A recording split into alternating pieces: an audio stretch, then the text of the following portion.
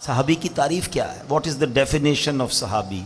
کہ جس نے ایمان کی حالت میں نبی پاک کا دیدار کیا یا ان کی صحبت اٹھائی اور ایمان کی حالت میں اس کا انتقال ہو گیا۔ اچھا، یہ درجہ جب مل گیا کسی کو تو کیسا درجہ ملا کہ دنیا کا کوئی غوث، کوئی کتب، کوئی ابدال، کوئی ولی وہ کسی صحابی کے مرتبے تک نہیں پہنچ سکتا۔ اور آپ کو پتہ ہے ایسے بھی صحابہ گزرے ہیں جنہوں نے ایک بھی نماز نہیں پڑھی، جنہوں نے ایک بھی روزہ نہیں رکھا۔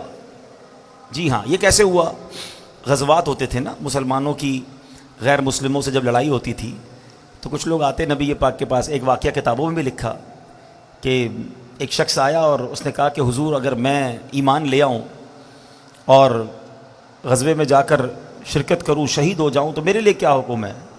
آقا نے فرمایا تمہیں بھی جنت ملے گی۔ کلمہ پڑھا اور لڑنے چلے گئے اور شہید ہو گئے۔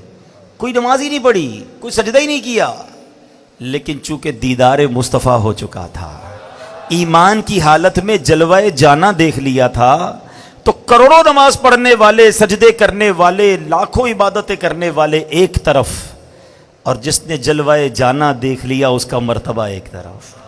تو یہ دیدار مصطفیٰ کی برکت ہے، یہ صحبت مصطفیٰ کی برکت ہے کہ جس کو نصیب ہو گئی اس کا وہ مرتبہ ہو گیا اور پھر وہ قطعی جنتی ہو گیا۔ ہاں، جس کو گارنٹی کہتے ہیں نا، قرآن نے گارنٹی دے دی ان کے بارے میں۔ جبھی تو دعوت اسلامی والے کیا نعرہ لگاتے ہیں؟